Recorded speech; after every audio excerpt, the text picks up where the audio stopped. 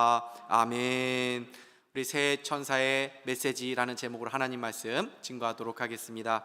오늘 본문에는 이 새 천사가 나와서 세 가지 메시지를 지금 전하고 있는데 그 내용이 모두 하나님의 심판에 대한 메시지를 담고 있습니다. 먼저 첫 번째 천사가 전하는 메시지의 내용이 6절부터 7절까지 나오는데 우리 다시 한번 같이 읽어보도록 하겠습니다. 시작. 또 보니 다른 천사가 공중에 날아가는데 땅에 거주하는 자들 곧 모든 민족과 종족과 방언과 백성에게 전할 영원한 복음을 가졌더라. 그가 큰 음성으로 이르되 하나님을 두려워하며 그에게 영광을 돌리라.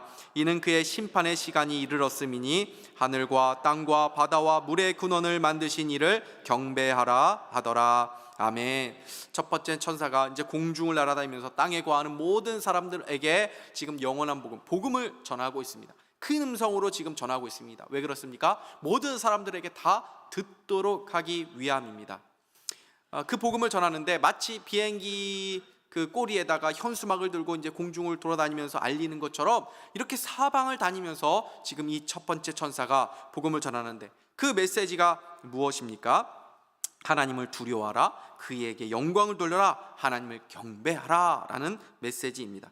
그러면 이 천사는 이렇게 공중을 달아다니면서 외치고 다니는 이유가 무엇입니까? 이는 그의 심판의 시간이 이르렀음이니. 그러니까 이 천사는 심판의 시간이 곧 다가올다는 것을 알고 있기 때문에 그렇게 분주하게 다니면서 이 메시지를 지금 전하고 있는 것입니다. 요한계시록은 다가올 미래에 있을 일들만 기록한 것이 아니라고 말씀을 드렸습니다. 바로 교회 초기, 그러니까 예수님의 초림부터 예수님의 재림하시기 전까지의 모든 그 상황 가운데, 그 시기 가운데 일어나는 일들을 다루고 있는 책이 바로 요한계시록이다 라고 말씀을 드렸죠. 그러니까 이 천사의 외침은 나중에 일어날 일이 아닙니다. 초대교회로부터 지금까지 이 천사는 이 복음을 지금 외치고 있는 것입니다. 그런데 이 천사가 보입니까? 안 보이죠. 그러면 이 천사는 누구를 통해서 이 복음을 지금 계속 외치고 있는 것입니까? 교회와 주의 종들과 또 성도들을 통해서 이 복음을 지금 외치는 것입니다. 그래서 성도들이 복음을 전할 때에 하나님이 도와주십니다. 이 천사가 함께 하는 것입니다. 지금 제가 복음을 전하는 일을 하는 것이죠. 이 제 힘으로 하는 것입니까? 아닙니다. 성령님이 도와주시는 것입니다. 왜 그렇습니까? 지금 주의 일을 하고 있기 때문입니다. 여러분들이 가족과 이웃과 또 친구들에게 복음을 전할 때에 하나님께서 도와주시는 줄 믿으시기 바랍니다. 이 천사가 전한 복음이 무엇입니까? 하늘과 땅과 바다와 물들의 근원을 만드신 이를 경배하라 하더라. 이 세상이 하나님의 것이라는 것을 선포하고 있습니다. 하나님이 모든 것을 창조하시고 모든 것의 주인이시기 때문에 그 하나님을 경배해야 된다라고 말하고 있는 것입니다. 그러나 세상 사람들은 모든 세상이 하나님의 것이라고 인정하지 않습니다. 그들은 세상이 무주공산인 것처럼 생각합니다. 그래서 가장 먼저 깃발을 꽂는 사람이 임자라고 생각을 하는 것이죠. 그래서 세상 사람들은 마치 이 세상을 살아갈 때에 이 땅 따먹기 하듯이 살아갑니다. 더 많은 땅을 내가 가져야 되고, 더 많은 건물에 내 이름이 등록돼야 되고, 더 많은 소유를 내가 차지하면서 내 소유를 내 땅을 더 넓혀가는 일에 자신의 인생의 모든 것들을 다 사용하는 것입니다. 그러나 성경은 온 우주 만물과 모든 피조물들이 하나님의 것이라고 말씀합니다. 그 하나님을 주인으로 인정하고 그 하나님을 두려워하고 그 하나님을 경배하는 것이 사람의 존재의 의미이고 삶의 목적이라고 말씀하는 것입니다. 그러므로 세상은 많은 것을 소유하고 살아가는 것을 성공이라고 말할지 몰라도 진짜 성공자는 그 하나님을 창조주로 알고 믿고 그리고 자신의 인생의 주인으로 여기며 섬기는 사람들, 그 하나님의 백성들이 진정한 성공자들이라고 말씀하는 것입니다. 우리가 예수 믿고 나서 달라진 것이 무엇입니까?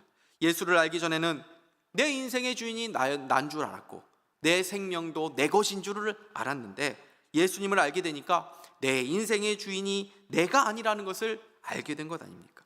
그리고 모든 피조물들은 이미 창조주 하나님을 다 찬양하고 있는 것이 이제 비로소 보이는 것이죠. 그래서 은혜를 받고 나면 나의 형편과 나의 상황은 달라진 것이 없어도 이 세상을 보는 이 관점이 달라졌습니다. 그래서 꽃들과 나무들을 봐도 예전의 나무와 꽃들이 아닙니다. 이 녀석들이 하나님을 지금 찬양하고 있구나라는 것을 비로소 알게 되는 것입니다. 지금 얼마나 단풍이 아름답게 졌습니까? 세상 사람들은 그냥 단풍놀이 가고 또 단풍을 즐기는데 그치지만 우리는 이 아름다운 세상 보면서 이 모든 피조물들이 때에 맞게 하나님을 찬양하고 있구나라는 것을 우리는 다 알고 있지 않습니까? 그렇게 모든 피조물들이 하나님을 찬양하고 있는데 오직 하나님께 영광을 돌리지 않는 이 피조물이 있으니 바로 하나님을 섬기지 않는 사람들인 것입니다. 이것이 요나서에 잘 나오지 않습니까? 바다도 하나님 말씀에 얼마나 순종을 잘합니까?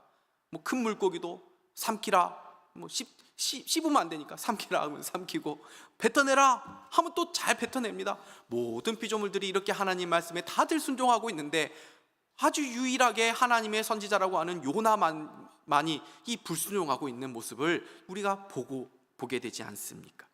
그래서 하나님을 믿게 되면 이제 하나님을 알지 못하고 하나님을 마음에 두기 싫어하는 이 사람들에 대한 탄식이 우리에게 있습니다. 그냥 예전에는 세상 사람들하고 아무 생각 없이 그냥 즐기고 놀았지만 이제는 예수 믿게 되면 그렇게 할 수가 없습니다. 내 주변에 예수님을 알지 못하고 하나님을 섬기지 않는 그 친구들과 이웃들과 가족에 대한 안타까움과 탄식이 있는 것이죠. 지금 이 천사는 하나님이 심판이 이르렀다는 것을 알기에 그 긴박성을 가지고 외치고 있는 것입니다.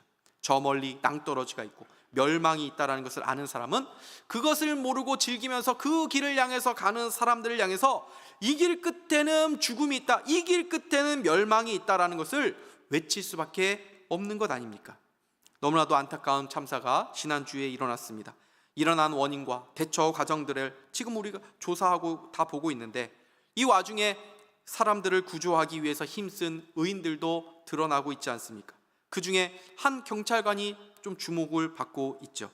수많은 군중들 사이에서 막 이리저리 동분서주하면서 그 사태를 미리 파악한 경찰이 온 힘을 다해서 자신의 목소리로 제발 저쪽으로 가지 말라고, 제발 그쪽으로 가지 말고 이쪽으로 이동하라고, 멀뚱멀뚱 거리지 말고 제발 좀 빨리 이동하라고 목이 터져라 절박하게 외쳐서 많은 생명을 구하는 일을 우리가 보지 않았습니까? 그 사람이 왜 그토록 외친 것입니까? 미리 알았기 때문입니다. 모르는 사람들은 그냥 멀뚱멀뚱 있고 저 사람이 왜 저러나 하면서 몰라, 왜 그런지 알 수 없어 하지만 그 경찰관은 그들이 자신을 어떻게 보든지 그들의 반응이 어떤지 간에 상관없이 목이 터져라 외칠 수밖에 없었던 것입니다. 우리는 영생의 길을 알고 있습니다. 세상의 마지막을 알고 있는 사람들입니다. 우리에게 이 간절함, 이 긴박함, 이 절박함, 이 외침이 있습니까? 우리가 다른 것을 위해서 기도해야 되죠. 그러나 우리는 그 어떤 것보다도 이 복음 전파를 위해서, 하나님, 내가 이 영혼 구원을 위해서 내 한평생 인생을 드리기 원합니다. 주님, 나를 사용하여 주십시오. 내 인생을 통해서 하나님 복음이 전파되게 하여 주시옵소서라고 이 사명 감당하게 해달라고 우리가 어떤 것보다 기도해야 되지 않겠습니까? 우리는 이 복음을 전하는 일에 우리의 삶을 다 드려야 하는 것입니다. 그래서 우리는 교회 안에서도 가정 안에서도 이웃들에게도 부지런히 복음을 증거해야 합니다. 주일학교 선생님들이 이 일에 가장 가치 있다는 것을 알기 때문에 매주일 아침마다 나와서 다음 세대에게 복음 전하는 이 일을 감당하고 있는 것 아닙니까? 부모님들은 우리 자녀들에게 끊임없이 이 복음을 전해야 됩니다. 목사는 주일마다 이 복음을 성도들에게 전하는 것입니다. 그리고 성도들도 서로에게 날마다 이 복음을 전해야 합니다. 영혼을 살리고 구원하는 일이 세상에서 가장 귀한 일입니다. 주님은 곧 오실 것입니다. 이 하나님의 심판이 있음을 기억하면서 복음 전하는 일에 우리의 삶을 다 드릴 수 있는 저와 여러분 될 수 있기를 주님의 이름으로 축복합니다. 두 번째 천사가 전한 내용이 무엇입니까? 바벨론이 무너졌다는 것입니다. 8절 말씀 우리 같이 한번 읽겠습니다. 시작. 또 다른 천사 곧 둘째가 그 뒤를 따라 말하되 무너졌도다 무너졌도다 큰 성 바벨론이여 모든 나라에게 그의 음행으로 말미암아 진노의 포도주를 먹이던 자로다 하더라. 아멘. 여기서 말하는 큰 성 바벨론은 당시로 말하면 이 로마 제국을 가리키는 것이지만 지금 우리에게 있어서는 바로 예수님을 믿지 않는 이 세상을 말하는 것입니다. 그런데 두 번째 천사는 로마 제국이 무너졌다라고 과거형으로 지금 말하고 있죠. 요한계시록이 쓰여질 당시만 해도 로마 제국이 무너진 것이 아닙니다. 그럼에도 불구하고 이렇게 과거형으로 완료형으로 쓴 것은 무엇이냐면 하나님께서 이미 결정하신 일이기 때문에 이게 그대로 이미 다 되었다라고 그렇게 선포한 것입니다. 우리는 늘 이 사실을 기억해야 됩니다. 아무리 크고 아무리 화려하고 아무리 대단한 위용을 자랑하고 있어도 이 세상의 운명이 이미 결정되었다라는 것입니다. 우리가 살고 있는 세상은 장망성입니다. 장망성, 장차 망할 도시라는 뜻입니다. 이것이 존 버년이 철로 역정을 쓰면서 세상의 운명에 대해서 말한 것 아닙니까? 세상은 갈수록 더 화려해지는 것 같고 더 놀라운 과학 문명을 이루어가는 것 같지만 영적으로 볼 때는 하나님의 진노를 쌓아가고 있을 뿐이라는 것을 우리는 기억해야 합니다. 그래서 우리는 이 세상에 우리의 안전과 우리의 소망을 두어서는 안 되는 것입니다. 그러면 왜 이 큰 성 바벨론이 무너졌습니까? 8절 하반절입니다. 큰 성 바벨론이여 모든 나라에게 그의 음행으로 말미암아 진노의 포도주를 먹이던 자로다 하더라. 진노의 포도주를 먹이던 자이기 때문이라는 것입니다. 이 잔의 본질은, 포도주는 사실은 기쁨을 상징하는 것이거든요, 성경에서. 그런데 이 포도주의 본질은 진노라는 것입니다. 그런데 그것이 진노의 잔으로 알면 사람들이 안 마시겠죠.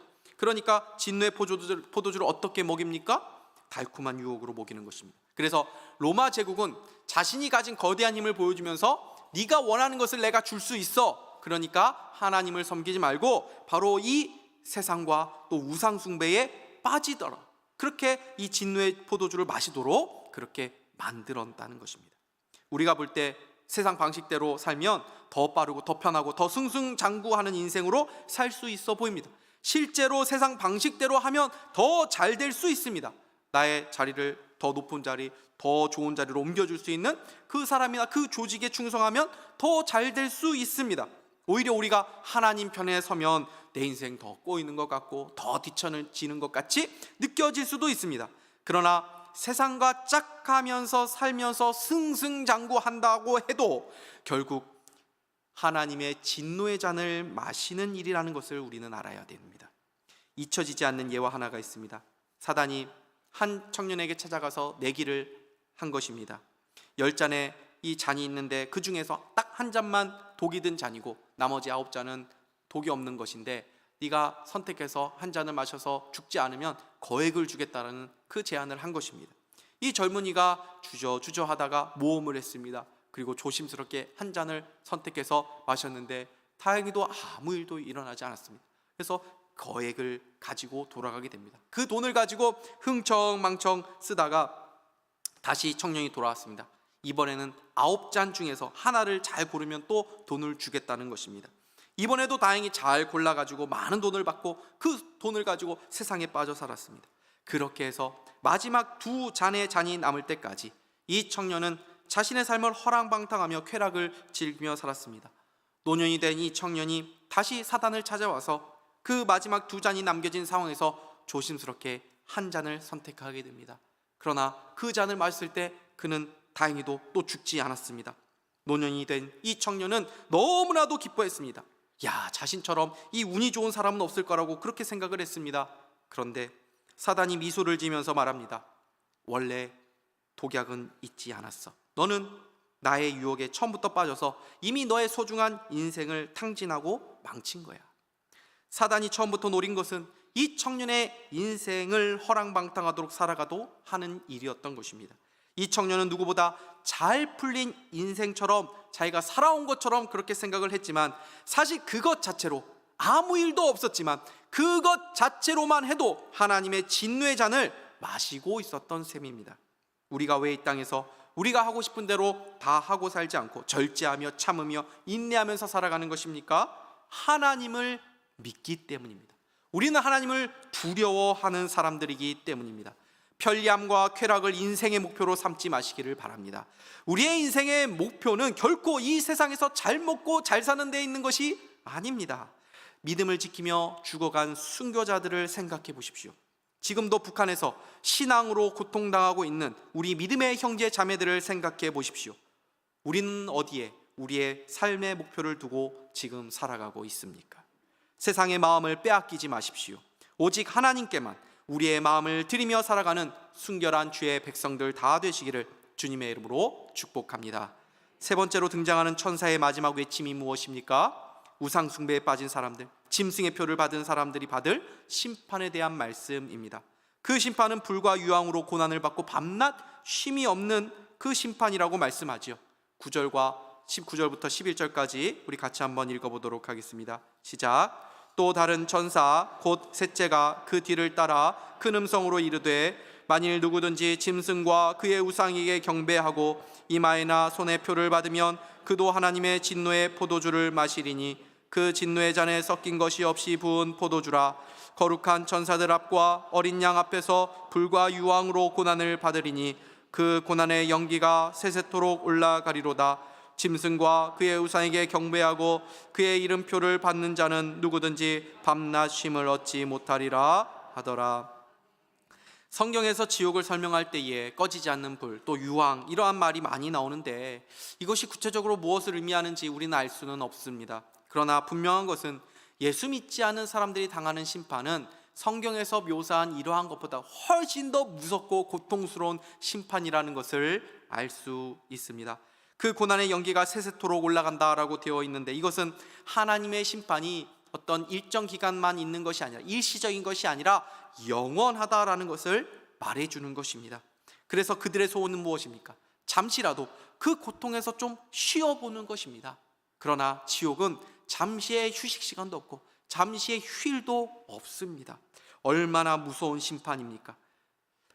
요즘은 죄에 대해서든지 또 이 지옥에 대한 이런 설교를 들어보기가 좀 어렵죠. 저도 사실 요한계시록 강의하다 보니까 이런 심판의 메시지가 나오니까 말씀을 전하지만 사실 이 심판의 메시지를 전하는 것 얼마나 쉽지 않은 일인지 모릅니다. 은혜, 소망, 사랑 이러한 이 말씀만을 전하는 것이 저도 참 좋습니다. 그러나 이 하나님의 심판의 메시지에도 우리는 귀를 기울여야 합니다. 왜냐하면 이 성경에 이 하나님의 심판의 메시지를 담아 놓으셨기 때문입니다. 하나님이 새 천사를 통해서 이 무서운 심판의 메시지를 우리에게 전하는 이유가 무엇입니까? 바로 지금이 기회이기 때문입니다. 지금 우리가 심판의 메시지를 들어야 살 수 있기 때문입니다. 지금 이 복음을 전할 기회이고 지금 이 복음을 듣고 회개해야 될 기회입니다. 그래서 복음이 전해지면 두 운명 사이에서 우리는 필연적으로 하나를 선택할 수밖에 없게 됩니다. 영생과 멸망, 이 두 길입니다. 말씀이 전해지는 이 시간이 그래서 우리의 운명이 결정되는 너무나도 중요한 시간입니다. 지금 이 시간, 아직 예수님께로 돌아오지 않은 분들이 계십니까? 예수님께 나아오실 수 있기를 바랍니다. 지금이 기회입니다. 예수님은 어느 누구도 회개하고 돌아오는 영혼은 다 받아주시고 용서해 주시는 분이심을 믿을 수 있기를 바랍니다. 복음을 받아들이지 않는 사람들은 이러한 하나님의 무서운 심판을 당하게 되지만 성도들은 다른 운명에 처하게 될 것이라고 말씀합니다. 성도들의 그 복이 무엇입니까? 12절과 13절 말씀 우리 같이 한번 읽겠습니다. 시작. 성도들의 인내가 여기 있나니 그들은 하나님의 계명과 예수에 대한 믿음을 지키는 자니라. 또 내가 들으니 하늘에서 음성이 나서 이르되 기록하라. 지금 이후로 주 안에서 죽는 자들은 복이 있도다 하시매 성령이 이르시되 그러하다. 그들의 수고를 그치고 쉬리니 이는 그들의 행한 일이 따름이라. 아멘. 믿음을 지키고 죽음을 맞이한 성도들 향해서 세 번째 천사가 주는 메시지가 무엇입니까? 주 안에서 죽는 자들은 복이 있다는 것입니다. 왜 주 안에서 죽는 자들이 복이 있습니까? 두 가지 이유 때문입니다. 하나는 수고를 그치고 쉼을 누리게 되기 때문이라는 것이죠.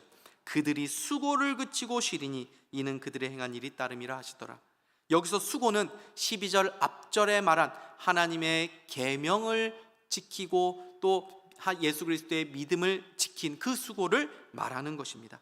불의한 이 세상에서 하나님 말씀에 순종하면서 살아가는 일, 그리고 믿음을 지키며 살아가는 일이 얼마나 수고로운 일입니까?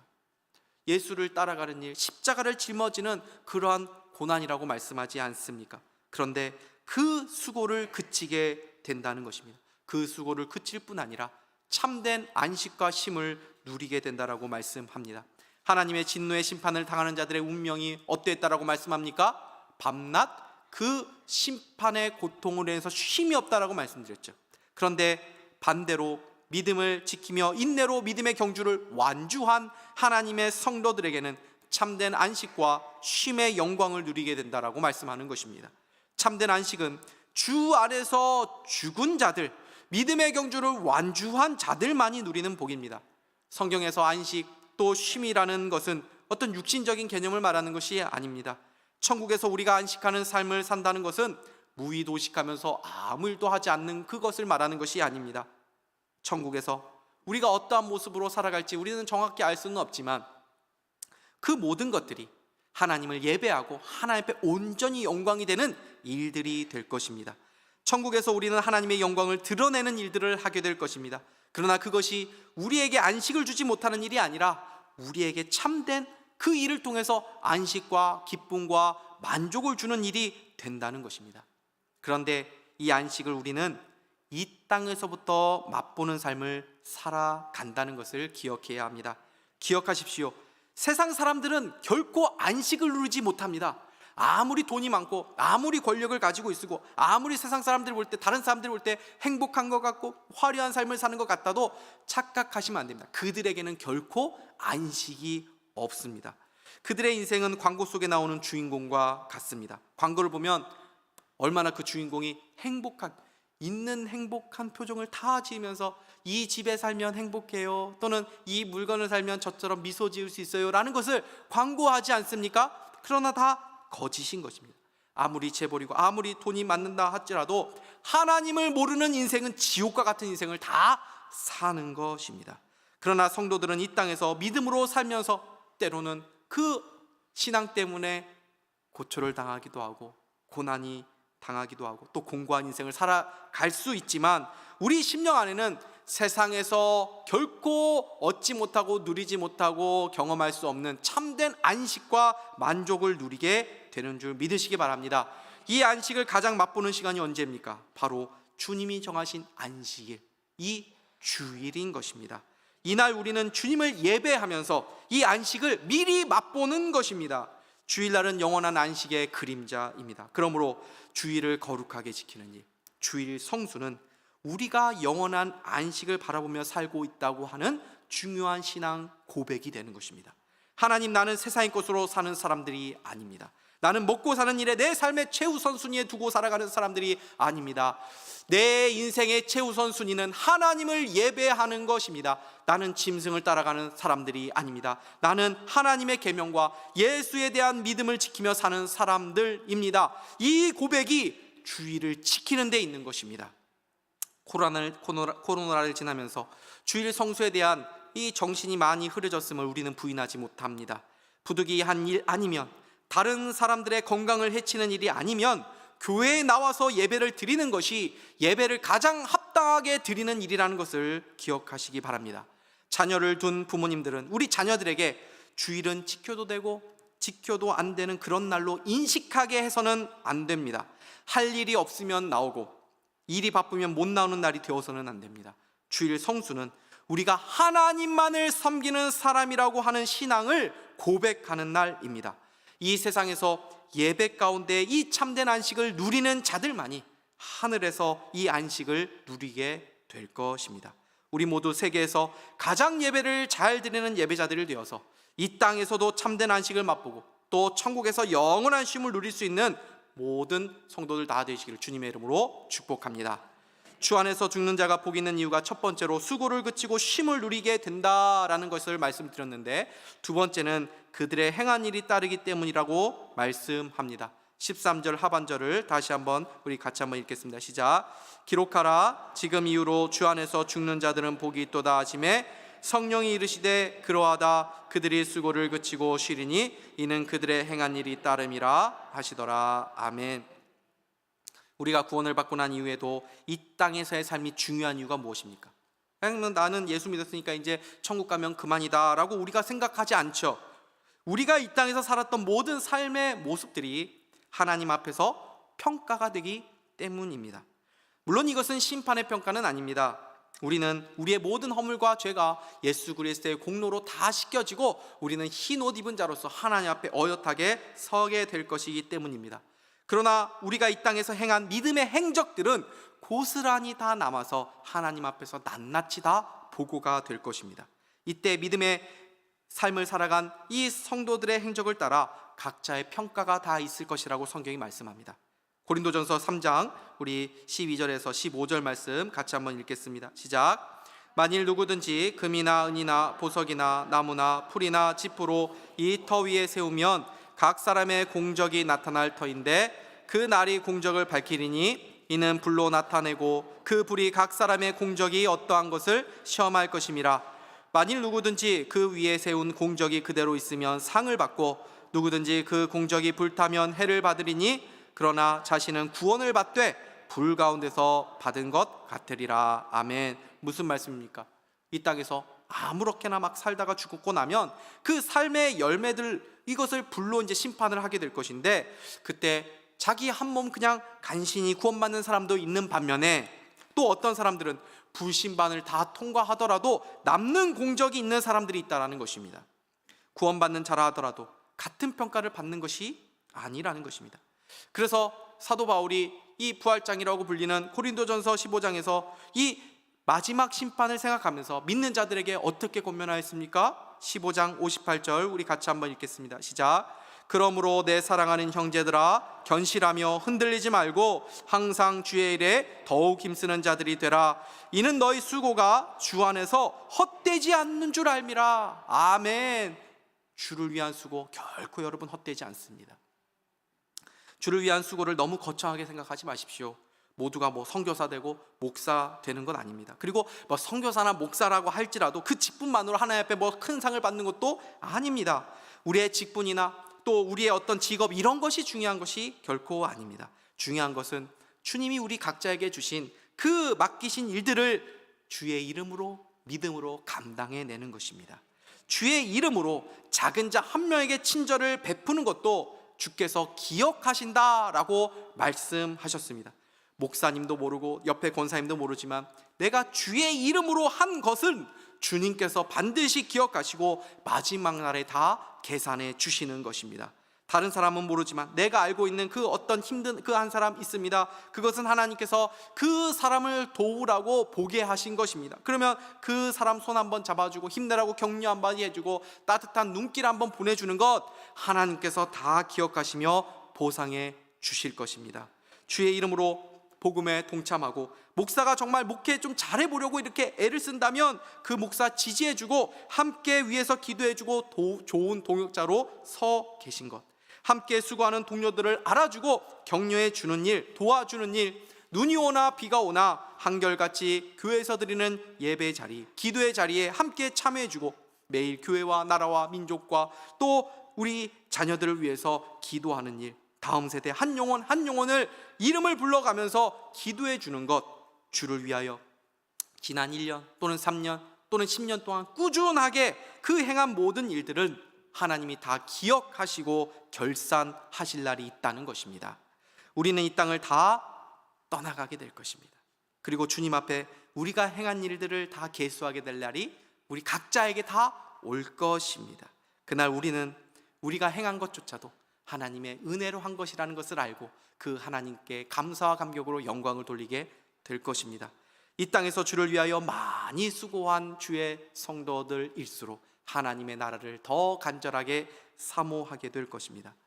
마지막으로 청교도 황태자로 불리는 존 오웬이 임종 직전에 친구에게 보낸 편지를 일부를 제가 한번 읽고 마치도록 하겠습니다. 나는 이제 내 영원히 사랑해 왔던 분, 아니 오히려 영원한 사랑으로 나를 사랑해 오신 그분에게 가려고 하네. 나는 폭풍 가운데 있는 교회라는 배를 남겨두고 떠나네. 그러나 위대하신 선장이 배 안에 계시는데 노를 젓는 한 사람이 떠난들 무슨 일이 있겠는가? 깨어서 기도하고 소망을 품고 끈기 있게 기다리며 낙심하지 말게나. 약속이 경고에 섰으니 그분께서 결코 우리를 떠나지도 우리를 버리지도 않으실 것이네. 이것이 바로 복음을 따라 인내하고 수고하며 살다가 주님 앞에 설 날이 가까이 온 믿음의 선배의 신앙의 고백입니다. 저와 여러분이 이 복된 고백을 할 수 있기를 주님의 이름으로 축복합니다. 누군가는 묘비에 우물쭈물하다가 내 이럴 줄 알았다, 이런 묘비를 남겼다라고 하지 않습니까? 그런데 우리는 그런 수준의 고백을 하는 사람들이 아니라 이 존 오웬과 같은 위대한 고백을 할 수 있는 사람들입니다.